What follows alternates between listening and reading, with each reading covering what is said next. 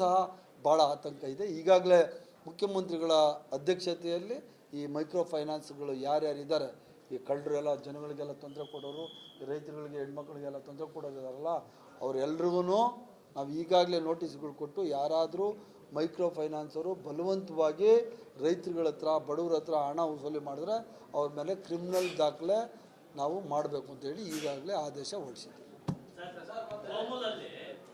ನಾರಾಯಣ ಸ್ವಾಮಿ ನನ್ನ ಸ್ನೇಹಿತ.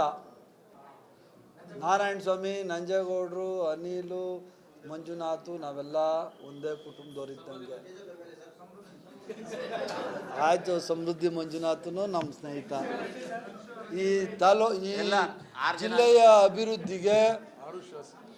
ಜಿಲ್ಲೆಯ ಅಭಿವೃದ್ಧಿಗೆ ಇನ್ಕ್ಲೂಡಿಂಗ್ ದಿ ಲೋಕಸಭಾ ಸದಸ್ಯರು ನಾವೆಲ್ಲರೂ ಒಂದೇ ಕುಟುಂಬದವ್ರ ಥರ. ಈ ಜಿಲ್ಲೆಯ ಅಭಿವೃದ್ಧಿಗೆ ನಾವು ಜಗಳ ಆಡೋಕ್ಕೆ ಹೋಗಲ್ಲ. ಮತ್ತು ನೋಡ್ರಿ, ಆಂತರಿಕ ಪ್ರಜಾಪ್ರಭುತ್ವ, ನಮ್ಮ ದೇಶ ಅತ್ಯಂತ ದೊಡ್ಡ ಪ್ರಜಾಸತ್ತಾತ್ಮಕವಾದ ಅವರವರ ಅಭಿಪ್ರಾಯಗಳು ಹೇಳ್ತಾರೆ, ಅದನ್ನು ನಾವು ಕೋಪ ಮಾಡ್ಕೊಳಕ್ಕಾಗಲ್ಲ. ನಾರಾಯಣ ಸ್ವಾಮಿನ ಕೇಳ್ತೀನಿ ಏನಪ್ಪ ಸಮಸ್ಯೆ ಅಂತ. ಅವರೇನಾದರೂ ನಿರ್ದಿಷ್ಟವಾಗಿ ಏನಾದರೂ ನನ್ನ ಮೇಲೆ ಪ್ರೀತಿಯಿಂದ ಹೇಳಿರ್ಬೋದು, ಅದನ್ನು ನೀವು ಯಾಕೆ ಕೆಲವು ಸರಿ ನಾನು ಮಾತಾಡ್ತೀರಾ ಇರ್ಬೋದು. ಯಾವ ವಿಶ್ವಾಸ, ಯಾವ ವಿಚಾರ, ಯಾವ ವಿಚಾರ? ಪರ್ಟಿಕ್ಯುಲರ್ ವಿಚಾರ ಹೇಳ್ಬೇಕಲ್ಲ. ಅಲ್ಲ, ಪರ್ಟಿಕ್ಯುಲರ್ ವಿಚಾರ ಹೇಳಿದ್ರೆ ಹೇಳ್ತೀನಿ. ಇಲ್ಲಪ್ಪ, ನಾಮ ನಿರ್ದೇಶನಗಳೆಲ್ಲ ಇನ್ನೂ ಆಗಿಲ್ಲ. ಎಲ್ಲನೂ ಲಿಸ್ಟ್ ತಗೊಂಡಿದ್ದೀವಿ. ನಮ್ಮ ನಿರ್ದೇಶನಗಳು ಯಾವ್ಯಾವ ಅವ್ರ ತಾಲೂಕಿರೋರು ಎಲ್ಲ ಮಾಡಿಕೊಟ್ಟಿವಿ, ಯಾವುದೂ ನಿಲ್ಲಿಸಿಲ್ಲ. ನಾರಾಯಣ ಸ್ವಾಮಿ ಯಾವ್ದು ಹೇಳಿದ್ದೆ ಅವ್ರ ತಾಲೂಕಿನಲ್ಲಿ ಅವ್ರಿಗೇನೆ ಕೊಟ್ಟಿವಿ. ಸ್ಮಾಲ್ ಇಶ್ಯೂಸ್ ಇವೆಲ್ಲ ಇರ್ತವೆ ಬಿಡಿ. ಯಾವುದು ಎತ್ತಿನಹೊಳೆ ಮಾಡ್ತಾ ಇದ್ದೀವಲ್ಲ. ಎತ್ತಿನಹೊಳೆ ನಮ್ಮ ಕನಸಿನ ಕೂಸು. ಚಿಕ್ಕಬಳ್ಳಾಪುರ ಜಿಲ್ಲೆ, ಕೋಲಾರ ಜಿಲ್ಲೆಗೆ ಪ್ರಮುಖವಾಗಿ ರೈತರುಗಳಿಗೆ ಹಾಗೂ ಕುಡಿಯುವ ನೀರಿಗೆ ಸಮಗ್ರವಾದ ಯೋಜನೆಯನ್ನು ಎತ್ತಿನಹೊಳೆ ಮಾಡ್ತಾಯಿದ್ದೀವಿ. ನಮ್ಮದು ಟೇಲ್ ಲಾಸ್ಟ್ಗೆ ಇರುವಂತಹ ಜಿಲ್ಲೆ ಥೈಲ್ಯಾಂಡ್. ಆದ್ದರಿಂದ ಈ ಟೇಲ್ ಲ್ಯಾಂಡ್ಗೆ ಎಲ್ಲ ಜಮೀನುಗಳಿಗೆ ನೀರು ಕೊಡುವಂತಹ ಜವಾಬ್ದಾರಿ ನಮ್ಮ ಸರ್ಕಾರದ್ದಾಗಿರ್ತದೆ. ಆ ಕಾರ್ಯಕ್ರಮವನ್ನು ಅನುಷ್ಠಾನಗೊಳಿಸಲಿಕ್ಕೆ ನಾವು ಮತ್ತು ನಮ್ಮ ಸರ್ಕಾರ ಬದ್ಧವಾಗಿದೆ ಅಂತ ಈ ಸಂದರ್ಭದಲ್ಲಿ ಹೇಳ್ತಾರೆ. ನಡೀತಾ ಇದೆ. ಈಗ ನೋಡಿ, ಈಗ ಪ್ರಾಜೆಕ್ಟ್ಸು, ಸಿವಿಲ್ ವರ್ಕ್ಸು ಹೇಳಕ್ಕೆ ಬರಲ್ಲ. ಈಗ ನಾವು ಅಂದ್ಕೊಂಡಿರ್ತೀವಿ ರೆಗ್ಯುಲರ್ ಮಣ್ಣು ತೆಗಿಬೇಕು ಅಂತ. ಒಂದೇ ಒಂದು ಬಂಡೆ ಸಿಕ್ಬಿಟ್ರೆ ಒಂದು ಬಂಡೆ ಹೊಡಿಯೋಕ್ಕೆ 1 ವರ್ಷ ಹೋಗ್ತದೆ.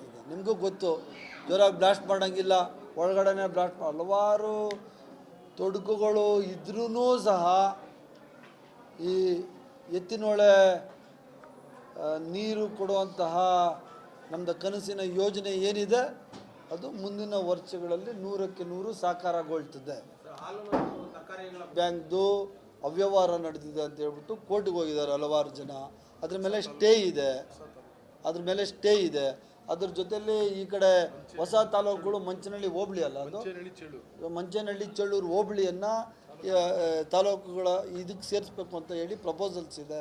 ಮತ್ತು ಕೋರ್ಟಲ್ಲೂ ಕೇಸ್ ಇದೆ. ಇದು ತೀರ್ಮಾನ ಆದ ತಕ್ಷಣ DCC ಬ್ಯಾಂಕಿಗೆ ಚುನಾವಣೆ ನಡೆಸುವಂಥ ಕೆಲಸ ಮಾಡ್ತೀವಿ. ಕೋಮೂಲಿಗೆ ಸಹ ಅದು ಕೋರ್ಟಲ್ಲಿದೆ.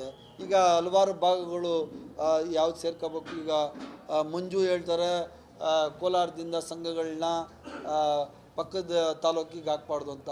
ಪಕ್ಕದ ತಾಲೂಕು ಅವ್ರು ಕೇಳ್ತಾರೆ ಇನ್ನೊಂದಷ್ಟು ಸೇರಿಸಿ ನಮ್ಗೆ ಹಾಕಬೇಕು ಅಂತ ಹೇಳಿ. ಅದರಿಂದ ಎಲ್ಲರಿಗೂ ಅವ್ರವ್ರ ಕ್ಷೇತ್ರಗಳ ಬಗ್ಗೆ ಇಂಟ್ರೆಸ್ಟ್ ಇದೆ, ಕುತೂಹಲ ಇದೆ, ಅದ್ರ ಬಗ್ಗೆ ಆಸಕ್ತಿ ಇದೆ. ಅದರಿಂದ ಕೋರ್ಟ್ಗೆ ಹೋಗಿದ್ದಾರೆ. ಅದು ತೀರ್ಮಾನ ಆಗಿದ ತಕ್ಷಣ ಮಾಡ್ತೀವಿ. ಎಸ್ ಬ್ರದರ್, ಅದು ನಾನು ಟ್ರಾನ್ಸ್ಫರ್ ಮಾಡ್ತೀನಿ, ನೈಟು ಟ್ರಾನ್ಸ್ಫರ್ ಮಾಡ್ಕೊಂಡು ಓಡೋಗ್ಬಿಡ್ತಾರೆ. ಅದಕ್ಕೆ ಈಗ ಎಲ್ಲ ಇಲಾಖೆ ಇಲ್ಲ ನಾನು ಬಂದಮೇಲೆ ಭಾಳಷ್ಟು ಹುದ್ದೆಗಳನ್ನ ನಾನು ಫುಲ್ಫಿಲ್ ಮಾಡಿದ್ದೀನಿ. 28 ಜನ ವಾರ್ಡನ್ಗಳಿದ್ರು, 14 ಜನ ಹಾಕಿಸ್ದೆ. ಅದೇ ಥರ ಪೌರ ಕಾರ್ಮಿಕರು ಒಂದು 30 ಜನ. ಎಲ್ಲ ಅಧಿಕಾರಿಗಳು 50%ಗೂ ಕಮ್ಮಿ ಇತ್ತು, ಈಗ 60%ಗೂ ಜಾಸ್ತಿ ಇದೆ. ಆ ಉದ್ಯೋಗಗಳನ್ನು ಫುಲ್ಫಿಲ್ ಮಾಡುವಂಥ ಕೆಲಸ ಮಾಡ್ತೀನಿ. ಎಲ್ಲರೂ ಸಹ ಭಾಳ ಆತಂಕ ಇದೆ. ಈಗಾಗಲೇ ಮುಖ್ಯಮಂತ್ರಿಗಳ ಅಧ್ಯಕ್ಷತೆಯಲ್ಲಿ ಈ ಮೈಕ್ರೋ ಫೈನಾನ್ಸ್ಗಳು ಯಾರ್ಯಾರಿದ್ದಾರೆ, ಈ ಕಳ್ಳರೆಲ್ಲ ಜನಗಳಿಗೆಲ್ಲ ತೊಂದರೆ ಕೊಡೋರು, ರೈತರುಗಳಿಗೆ ಹೆಣ್ಮಕ್ಳಿಗೆಲ್ಲ ತೊಂದರೆ ಕೊಡೋರಿದಾರಲ್ಲ, ಅವರೆಲ್ರಿಗೂ ನಾವು ಈಗಾಗಲೇ ನೋಟಿಸ್ಗಳು ಕೊಟ್ಟು ಯಾರಾದರೂ ಮೈಕ್ರೋ ಫೈನಾನ್ಸರು ಬಲವಂತವಾಗಿ ರೈತರುಗಳ ಹತ್ರ ಬಡವ್ರ ಹತ್ರ ಹಣ ವಸೂಲಿ ಮಾಡಿದ್ರೆ ಅವ್ರ ಮೇಲೆ ಕ್ರಿಮಿನಲ್ ದಾಖಲೆ ನಾವು ಮಾಡಬೇಕು ಅಂತೇಳಿ ಈಗಾಗಲೇ ಆದೇಶ ಹೊರಡಿಸಿದ್ದೀವಿ. ನಾರಾಯಣ ಸ್ವಾಮಿ ನನ್ನ ಸ್ನೇಹಿತ, ನಾರಾಯಣ ಸ್ವಾಮಿ, ನಂಜೇಗೌಡರು, ಅನಿಲು, ಮಂಜುನಾಥು ನಾವೆಲ್ಲ ಒಂದೇ ಕುಟುಂಬದವರಿದ್ದಂಗೆ. ಆಯಿತು, ಸಮೃದ್ಧಿ ಮಂಜುನಾಥನು ನಮ್ಮ ಸ್ನೇಹಿತ. ಈ ಜಿಲ್ಲೆಯ ಅಭಿವೃದ್ಧಿಗೆ ಇನ್ಕ್ಲೂಡಿಂಗ್ ದಿ ಲೋಕಸಭಾ ಸದಸ್ಯರು ನಾವೆಲ್ಲರೂ ಒಂದೇ ಕುಟುಂಬದವ್ರ ಥರ ಈ ಜಿಲ್ಲೆಯ ಅಭಿವೃದ್ಧಿಗೆ ನಾವು ಜಗಳ ಆಡೋಕ್ಕೆ ಹೋಗಲ್ಲ.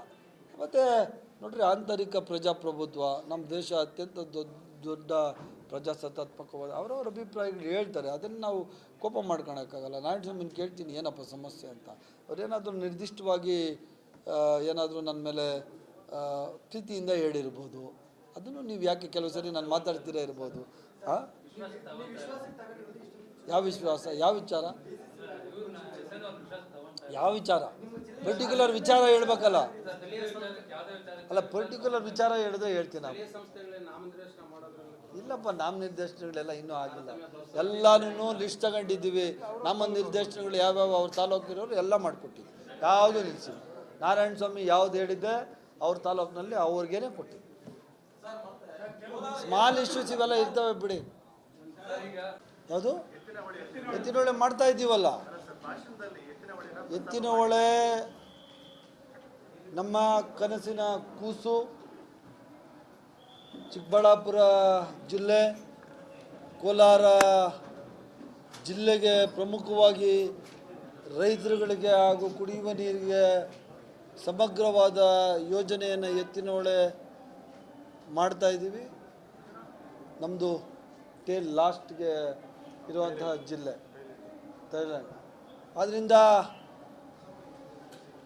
ಈ ಟೇಲ್ ಲ್ಯಾಂಡ್ಗೆ ಎಲ್ಲ ಜಮೀನುಗಳಿಗೆ ನೀರು ಕೊಡುವಂತಹ ಜವಾಬ್ದಾರಿ ನಮ್ಮ ಸರ್ಕಾರದ್ದಾಗಿರ್ತದೆ. ಆ ಕಾರ್ಯಕ್ರಮವನ್ನು ಅನುಷ್ಠಾನಗೊಳಿಸಲಿಕ್ಕೆ ನಾವು ಮತ್ತು ನಮ್ಮ ಸರ್ಕಾರ ಬದ್ಧವಾಗಿದೆ ಅಂತ ಈ ಸಂದರ್ಭದಲ್ಲಿ ಹೇಳ್ತಾರೆ. ನಡೀತಾ ಇದೆ ಈಗ ನೋಡಿ. ಈಗ ಪ್ರಾಜೆಕ್ಟ್ಸು, ಸಿವಿಲ್ ವರ್ಕ್ಸು ಹೇಳಕ್ಕೆ ಬರಲ್ಲ. ಈಗ ನಾವು ಅಂದ್ಕೊಂಡಿರ್ತೀವಿ ರೆಗ್ಯುಲರ್ ಮಣ್ಣು ತೆಗಿಬೇಕು ಅಂತ. ಒಂದೇ ಒಂದು ಬಂಡೆ ಸಿಕ್ಬಿಟ್ರೆ ಒಂದು ಬಂಡೆ ಹೊಡೆಯೋಕ್ಕೆ 1 ವರ್ಷ ಆಗೋಗ್ತದೆ. ನಿಮಗೂ ಗೊತ್ತು, ಜೋರಾಗಿ ಬ್ಲಾಸ್ಟ್ ಮಾಡೋಂಗಿಲ್ಲ, ಒಳಗಡೆ ಬ್ಲಾಸ್ಟ್ ಹಲವಾರು ತೊಡಕುಗಳು ಇದ್ರೂ ಸಹ ಈ ಎತ್ತಿನಹೊಳೆ ನೀರು ಕೊಡುವಂತಹ ನಮ್ಮದು ಕನಸಿನ ಯೋಜನೆ ಏನಿದೆ ಅದು ಮುಂದಿನ ವರ್ಷಗಳಲ್ಲಿ 100ಕ್ಕೆ 100 ಸಾಕಾರಗೊಳ್ತದೆ. ಬ್ಯಾಂಕ್ದು ಅವ್ಯವಹಾರ ನಡೆದಿದೆ ಅಂತ ಹೇಳ್ಬಿಟ್ಟು ಕೋರ್ಟ್ಗೆ ಹೋಗಿದ್ದಾರೆ ಹಲವಾರು ಜನ. ಅದ್ರ ಮೇಲೆ ಸ್ಟೇ ಇದೆ. ಅದ್ರ ಜೊತೆಯಲ್ಲಿ ಈ ಕಡೆ ಹೊಸ ತಾಲೂಕುಗಳು ಮಂಚನಹಳ್ಳಿ ಹೋಬಳಿ ಅಲ್ಲ, ಅದು ಮಂಚನಹಳ್ಳಿ ಚಳ್ಳೂರು ಹೋಬಳಿಯನ್ನು ತಾಲೂಕುಗಳ ಇದಕ್ಕೆ ಸೇರಿಸ್ಬೇಕು ಅಂತ ಹೇಳಿ ಪ್ರಪೋಸಲ್ಸ್ ಇದೆ. ಇದು ಕೋರ್ಟಲ್ಲೂ ಕೇಸ್ ಇದೆ. ಇದು ತೀರ್ಮಾನ ಆದ ತಕ್ಷಣ DCC ಬ್ಯಾಂಕಿಗೆ ಚುನಾವಣೆ ನಡೆಸುವಂಥ ಕೆಲಸ ಮಾಡ್ತೀವಿ. ಕೋಮೂಲಿಗೆ ಸಹ ಅದು ಕೋರ್ಟಲ್ಲಿದೆ.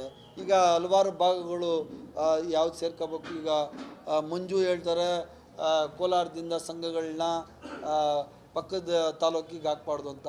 ಪಕ್ಕದ ತಾಲೂಕು ಅವ್ರು ಕೇಳ್ತಾರೆ ಇನ್ನೊಂದಷ್ಟು ಸೇರಿಸಿ ನಮ್ಗೆ ಹಾಕಬೇಕು ಅಂತ ಹೇಳಿ.